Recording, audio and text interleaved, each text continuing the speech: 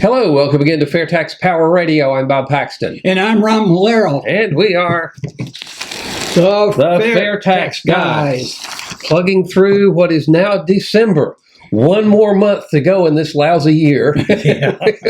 Yeah, I think everybody's looking forward to getting 2020 behind them.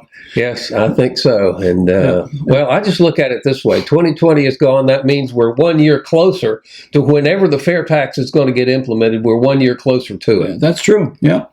And it will happen. And it will happen with everybody who's watching. It'll happen with your support and people you know, your friends and relatives and your co-workers. We're depending on you to let other people know about the fair tax. Have them watch FAIRtax Power Radio. Have them learn about it on fairtax.org. All right. Now, what's the one primary thing that the fair tax will do? That's a setup to grab your sign. Yes, it will. It will defund the IRS. Why? For sure. Yeah, because it's very important because taxpayers matter. There we go. All right. So, yep, defund the IRS is what the fair tax does. The IRS, if you don't have an income tax, you won't need the IRS. So the fair tax will allow the IRS to finish up what they're doing for a period of 3 years, and then they're out of there. Okay. Okay. So, now, before we dig in, I have a new prop that I need to show folks. Oh, yeah. This is really cool. We have always had these little, again, if you're listening to a podcast or on the radio station, I suggest you go to FAIRtaxGuys.com. Look up the video of this particular episode here. And you see, I always have my 3 Rubik's Cubes in front of me. Yep. The big 11 by 11 that's all scrambled up is the income tax. The 8 by 8 that's just kind of messed up, starting to get messed up is the flat tax. And of course, the little 2 by 2 completely solved is the fair tax. But now we've actually got 2 components to the income tax. Yeah. The big 11 by 11 will now represent the complexity of the income tax. But my friend sent me this little, I never thought I would see a Rubik's Cube that I couldn't solve. Yeah. But a friend of mine found one because this one cheats. Yeah. This is now the instability of the income tax. The way this works goes, as you're trying to do it, as soon as you turn your head or turn the cube in your hand a little bit, the colors change. So you get something that looks like it's in place, and then you turn it a little bit. Wait a minute, that was blue a minute ago, and now it's yellow. So you cannot solve this one because it is not stable. Yeah. The colors keep changing every time you move the cube in your hand or move your head a little bit, look at it from a different angle. And some of them change when you move it vertically. Some of them change when you move it horizontally. This is a mutt mess. The only Rubik's Cube in the world that I can't solve. Yeah. And that's because it cheats. It keeps going. So that is a great analogy to the instability of the income tax. That is the instability of the income tax. I'm going to see if I can put that right out there where folks can see it. And that's a problem because businesses cannot predict what's going to happen. Nobody knows what's going to happen to the tax code next year because nobody really knows who's the president's going to be. I don't know if this shows up on camera real well, but if you sit there and you move it around a little bit, you can see if I hope that does. If the camera picks it up, we'll find out that but I guarantee you when you're looking at it in your hand, the colors change. That's just downright diabolical. It is. It is. So yeah. All right. Hats off to Kevin. He found one I can't do. But that just brings up what we only do, Congress.gov, what they are doing to the tax code in terms of instability, in terms of complexity. And again, we're winding down near the end of the 116th Congress now. So there's really, we were averaging like 9 changes a day, practically through now. There aren't that many since the last time that we recorded here. There are really only 3. New proposals, and they look kind of familiar. This was introduced yesterday. We're recording this on the 4th. This was introduced on the 3rd, H.R. 8858, to amend the Internal Revenue Code to extend and allow an elective payment of the tax credit for, and this is where I need my former chemistry teacher here, carbon oxide sequestration. Yeah. Now, I've heard of carbon dioxide. Explain to me what carbon oxide is and why it's in the tax code. Well, my guess is that there's carbon dioxide, which we breathe out, even though some people consider it a poison. It's not. If it were, we'd all be dead. Yes. All right. But there's carbon monoxide. That is poisonous. All right. Carbon monoxide is very dangerous. It's what some of it comes out of automobile exhaust and so forth. You don't want it because that bonds with your hemoglobin in your blood and it blocks oxygen from getting to your cells. So they just say carbon oxide, which to me leaves it open. That means it doesn't know which version of it is. Exactly. The monoxide or the okay.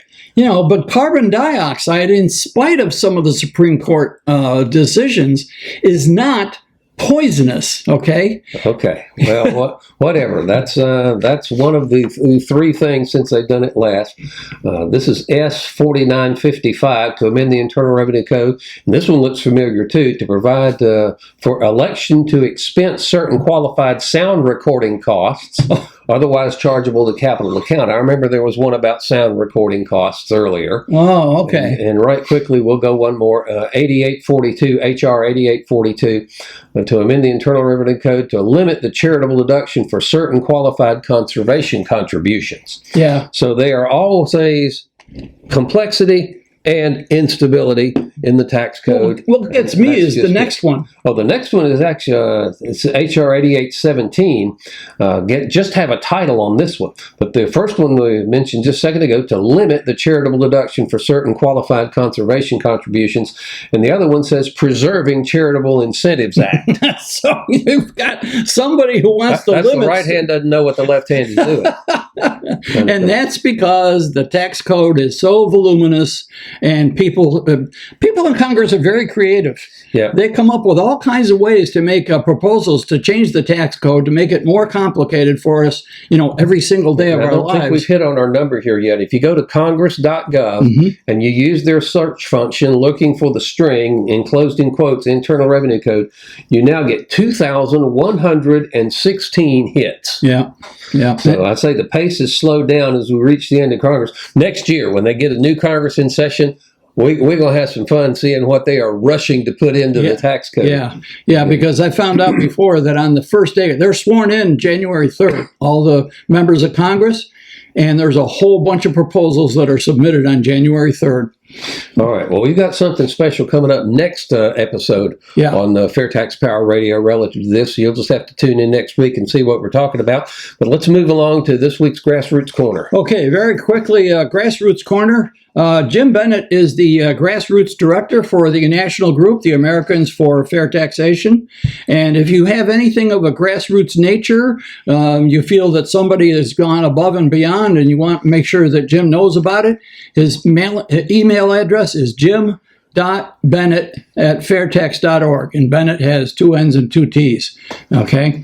And this one is Meet Illinois Fair Tax Trooper Mark Pearson. Illinois Fair Taxer and Board of Delegates member Mark Pearson thinks fair tax is another of the big ideas that can alter the course of America for the good. Mark would like to help move Illinois towards its own state-level version of the fair tax, not the so-called fair tax that was recently rejected by Illinois voters. We've talked about that before. Oh, yeah. Yeah, Governor Pritzker. Misappropriation of our trademark name. Yeah. Governor Pritzker was pushing a bill that would have made their flat income tax into a graduated income taxes, and the the voters in Illinois said no way, So anyways, it goes on to talk about Mark and his efforts and so forth. And I encourage you to, if you go to fairtax.org and click news at the top, it'll take you to the page where not only are the Grassroots Corner reports, but there's also a list of the chairman's reports.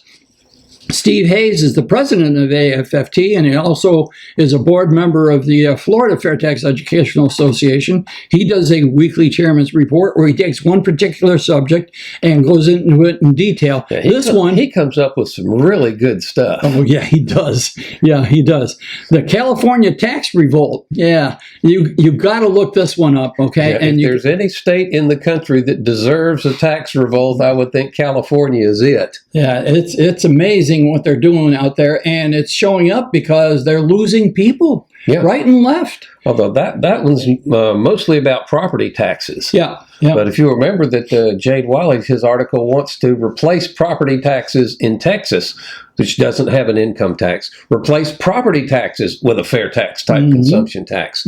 So that works. There are a number of ways that states can innovatively adopt a state level fair tax. And I think, Ron, I think that's really what it's going to take to get the impetus behind the movement to get the fair tax adopted nationally. Yeah. There's just so much inertia, so much resistance to anything that is that, shall we say, radical or that out of the box. I don't like to use the word at the federal radical, level. but at the federal level. But if some states, because several states, Florida, of course, here's one of them that has never had an income tax, and Texas has never had one, and they just outlawed that with a constitutional limit. They'll never have one. Yep. But no state has implemented a consumption tax that is modeled on the fair tax with the primary feature of the prebate.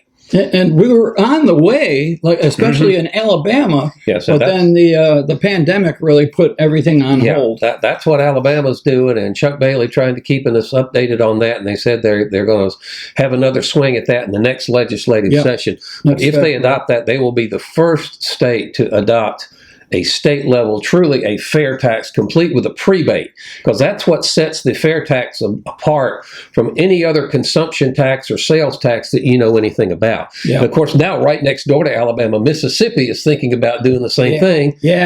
So that was good news. We've talked about that in previous episodes, but the Mississippi governor has made mention that we need to get rid of our income tax and replace it with a consumption tax. Yeah, baby. Maybe some of them are looking for a Jade's first mover advantage on that. Because we'll see how that goes. Yep. But okay. So you can get the chairman's report, you can get the Grassroots Corner, and you can get a little blurb about FAIRtax Radio, Power Radio every week if you go to fairtax.org and sign up. Yeah. So what's our subject today, Bob? So the subject today that we've decided to dig into a little bit is something that we have alluded to kind of in passing on several FAIRtax Power Radio episodes over the past several years we've been doing this thing. And the question, how did this thing get started? How did the fair tax get started? Who first hatched the idea? Yeah, that's a good question. I think it's several people. Yeah. All right. Of course, last week when we were looking in the White Book and talking about the compliance costs, there is a lot of good stuff in this fair tax book. It's 15 years old. It was written in 2005. But it is still just really fascinating and riveting reading to anybody who's had enough of the income tax. Yeah, because I don't know anybody who really just looks forward to having a big chunk of their paycheck taken from them, or looks forward to doing tax returns, or looks forward to keeping all the records, all the bad stuff that comes with the income tax. Yeah, because for one thing, in 15 years, the income tax has not gotten better. It's gotten worse. No, we'll have to do, we could probably figure out how many proposals to change it have been given out in the past 15 years. Got a little over 2,100 for this Congress. Yeah. So that would be like 2 years of Congress, almost 7 Congresses, 21,000. Yeah. 14,000. Yeah. But we're looking at this, and Chapter 7, I mean, it is the shortest chapter in the book. It's only like, 2 pages, 2.5 pages, called The Birth of the Fair Tax. And we'd like to go, people who don't know about it and don't know the history behind it, every good idea, if you can explain why it happened, not just what it is and how it works, but explain the why. Where did it come from? What was the need in the first place that inspired this thing? And then you can get a better understanding of what we're talking about and why we need it. Why we have to get rid of the income tax, especially the corporate income tax. I mean, that's the nastiest one of all, because the hidden costs of that thing are embedded in the price of everything we buy, and we never see it. But that's another subject. Birth of the fair tax, it says, the idea of changing the way that the federal government is funded is not new. The problems have been around for decades. But again, let me just read from the book here for just a second. The genesis of the consumption tax plan that would become the fair tax, it was not called the fair tax right out of the box. That was a name that was added to it later when someone was explaining to it how it worked, and somebody says, well, yeah, that's a fair tax. So it stuck. But this occurred in Houston, Texas. A Houston businessman who had been on the boards of several major corporations. After returning from one board meeting, he was complaining to his friends that fully 80% of the meeting. Can you imagine 80% of your business meeting that goes on for hours, if not all day, was essentially wasted on discussions of the tax implications of virtually every decision they discussed. They weren't talking about how is this going to help our business? How is this going to grow our business? How are we going to get more market share out of this? What are we going to do this way and the other? 80% of what they were talking about was the tax implications of the various decisions. And the guy says, we should be worrying about our customers, our employees, and our shareholders, not the federal government. And he just kept on grousing and grousing and grousing about, why we're having to do all this. And a friend of his says, well, why don't you do something about it? There you go. And the light bulb goes on. Thus began the group that became Americans for Fair Taxation. And so in short order, they sent out some calls for donations. Several $1 million was raised. They eventually spent like $20 million, and that was in the 90s, more than 20 years ago that this was hatched out. And so they hired soliciting proposals from several major universities for research and studies on how to reform the tax system. And again, they said, here's you a blank sheet of paper. I don't care what you do. You can mess with the income tax. You can look at a VAT, value-added tax like they have in Europe. Yeah. You can do anything you want to with this clean sheet of paper, but design me the best tax system that you possibly can. The only thing it has to do is raise the same amount of money for the government that the income tax gets. That's the only restriction. And they wanted it to be simpler, easy to understand, and more efficient. Mm-hmm. That's it. But how can we do that in a fairer way, a less intrusive way, a less abusive way? And so they turn these brightest economic minds in the country loose on, all right, I've got a blank sheet of paper. All I have to do is make it generate the same amount of income as the income tax system does. And let's figure out how to do it. And what did they come up with? Yeah. They came up with, again, what eventually became known as the fair tax. Yeah. But we have got, Steve Hayes has been involved, the president of AFFT, a guy that we know well, has been involved in the movement to get rid of the income tax and replace it with a consumption tax since before the fair tax was hatched. That's right. Yeah. And he sent us some pretty good stuff here. What have you I knew Steve was involved. Steve Hayes, like Bob said, and we've mentioned he's the president of the national group AFFT. Okay, and he's been involved in this. Steve he introduces himself as a recovering tax attorney. Okay, kind of tongue in cheek. He was trained, in college after he passed the bar. He was a tax attorney, and that's how he made his living, is helping people navigate the income tax. Well, it wasn't too long into that profession that he realized this tax code isn't for the common man. Yes. This tax code is really there for the wealthy people. It's written by millionaires for millionaires. Yes, I'm making a good living from it, but it's just not a good thing for the country. That's right. And he started looking for alternatives. So I asked Steve to send me a couple of paragraphs. He says, AFFT came from a meeting that Jack Trotter was one of the business people in the Houston area, arranged at the River Oaks Country Club in 1991. Jack and I had met earlier, and he was a proponent of a proposal to replace the income tax with a national sales tax. Now, an interesting side note here. He lived in Houston, but he had come to L.A. to meet with Kirk Douglas, one of his friends. Oh, yeah. So somebody dropping names there? Yeah. So at the Houston meeting, Jack had assembled many Houston business leaders, what Bortz was talking about in the book. Leo Lindbeck was there. All right. Bob McNair, who I believe was the owner of one of the football teams. Mm-hmm. All right. And unfortunately, all three, Jack Trotter, Leo Lindbeck, and Bob McNair, have passed on. But they're the guys who got this started. They were all millionaires. They were very successful, wealthy business people, and they were serious about bringing real tax reform to the federal government. And they worked on this for a long time. And so they had this meeting, and they grilled Steve he said, after being grilled for about 45 minutes, I was asked to step out. and when I came back in, the group had decided to work with my group. Now, Steve had been working with a group of people called the Citizens for an Alternative Tax System. And He also mentions he was working with House member Billy Tauzin, okay? I believe he was from Louisiana, and I guess he was a pretty colorful character. The difference in that, the Citizens for an Alternative Tax System, is they were going to keep the payroll system. You're going to get rid of the income tax, but keep the payroll system, okay? Of course, the fair tax gets rid of all of it. Again, the payroll taxes for funding Social Security and Medicare. Right, right. The most regressive taxes on the book. They are collected from $1. There's no standard deduction. Everybody pays the same percentage, whether you make $50,000 or $500,000. That is the textbook definition of what a regressive tax looks like. Yeah. And the fair tax gets rid of it. You got to give credit to Steve because he was working hard to put himself out of work. Yeah, I'm making a good living as a tax attorney interpreting this monstrosity. I think I'll try to get rid of it.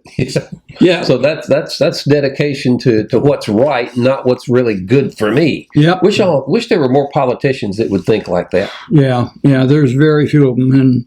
And Leo was an engineer and spent a lot of money doing studies and focus groups, and decided that the best way to do this was also fund the payroll taxes. And he talks about how this was not the way Billy Tauzin wanted to go. So anyways, Leo formed AFFT, and Steve went to work for those things. And I know from previous discussions, when they formed AFFT and they went around to different businesses and groups to talk about it, Steve did a lot of the presentations. Yeah. They sent him all over the place, all right?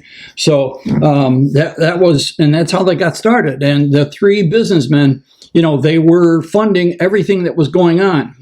Okay, now, there's an interesting story. At one point, Steve wanted to meet with a congressman. I don't know which congressman.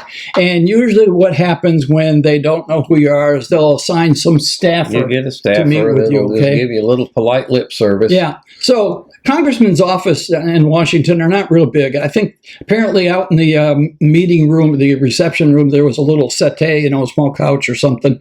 Steve sat down with one of the staffers, could be his legislative assistant, whoever. And so he asked Steve, what would you like to talk to the congressman about? He said, well, I want to talk to him about replacing the income tax with the national sales tax. He said the guy physically moved away from him. What?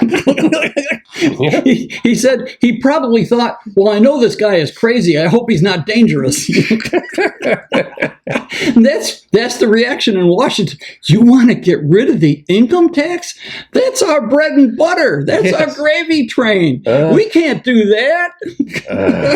There's another thing in that chapter that they mention is that how when they did research, they did a lot of focus groups. Bob, that means they talked to the public. They talked to the people. They actually went to the American citizens and asked them what they thought about tax AFFT's reform. attention was steadily focused on a system that would be far less difficult to understand, far more efficient at raising required revenues for the operation of the government, a method of taxation that will be totally voluntary. Now, how's that? Whoa, boy. Yeah, but my point there about asking the people and forming and doing focus groups is that they talk to the American citizens. People in Washington don't do that. No. What's wrong with them? If you want to do something, you have to talk to the experts inside the Beltway. You don't actually talk to citizens. What's wrong with these people? Oh, mercy. Well, whatever. And I say, time is flying on us, and stuff, of course, that this book is 15 years old. After this book was written, and the businessmen there in Houston decided that we want to turn this into a grassroots organization.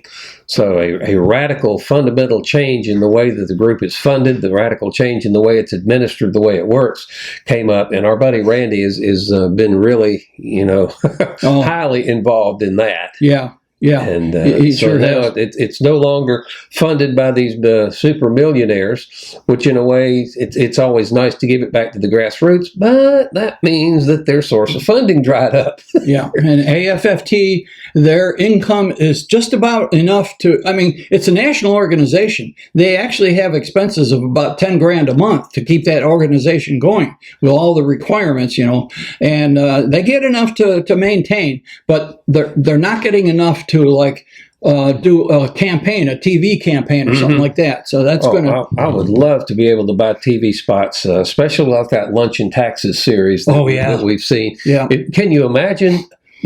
Tucker Carlson or Sean Hannity, a lot of those folks that say, yeah, I love the FAIRtax, but whatever. Yeah. And they just kind of ignore it. If those TV spots were running on their programs, they could no longer ignore it. That's right. So if I had $50 million, I think I would try to make that happen. Yeah, we got to keep playing the lottery. Indeed. Well, we've run out of time again, as we usually do, having fun here on FAIRtax Power Radio. But again, if you think this is a good idea, if you would like to get rid of the income tax, if you would like to get rid of tax returns, if you would like to get rid of the payroll taxes, if you would like to get rid of withholding, in other words, if you'd like to bring home your entire paycheck and pay your taxes when you choose, not when the government says you have to, and pay as much as you choose, not what the government says you have to, then you might be a FAIRtax fan. There you go. So what do? Join AFFT. We say this every week. Join AFFT. Go to fairtax.org and sign up for it. Yep. And if you can't afford to send them any money, that's understandable. But if you can, one thing you can do is join the 1040 Club. You go to fairtax.org/1040 and you commit to sending them $10.40 a month. All right. That's just a couple of Starbucks for most folks. Yeah, exactly. Those recurring donations are very important for AFFT because remember, as we've mentioned, it's an all-volunteer organization. The federal, the national group and the state groups are all volunteers. There are no paid positions. Mm-hmm. They do have expenses, but there are no paid positions. We are all volunteers, so we could use your help. Okay. So again, we encourage people to inform their family and friends and share these FAIRtax Power Radio videos to your social media platform. We're on all kinds of them now. I mean, you're kind of in charge of that. I know about Facebook and Twitter and Parler and Rumble, and I don't use all of them, but I know they're there. The videos are on YouTube and Rumble. Yep. And Parler, Gab, Instagram. The podcasts are on Spreaker.com, Apple Podcasts, and iHeartRadio. And we have our own website. Yep, FAIRtaxGuys.com, where you can look at the video. We talk about stuff like the Rubik's Cubes. You need to see the video to really understand the one that shifts colors and what have you. And, of course, we're on the radio stations, WTOB in Winston-Salem, WAME Statesville, North Carolina, WLSC Loris, South Carolina. Yeah, and we also have an app that you can put on your mobile devices. It's a free app. You go to whichever app store that the Apple or the Google Play, okay, and look for FAIRtax Power Radio. It's free. Download it, and that's a way you can keep up with our podcast. Play them in the car while you're driving along. All right. Now, leave us a comment on our videos. Leave us a comment on our Facebook stream, or you can contact us at thefairtaxguys@gmail.com. We will often respond to the some really good input that we get from some of those places. Sometimes we'll just devote a whole episode to comments and questions that people have left for us. Yep. And don't be shy. You can call your local and national talk shows too. Yep. Randy got on a few months ago, got on the Rush Limbaugh show. Well, I'm afraid that's all the time we have now. Thank you again so much for watching and listening. I'm Bob Paxton. And I'm Ron Malero. The FAIRtax Guys, again, reminding you the FAIRtax is the only truly fair tax. And once you understand it, you'll demand it.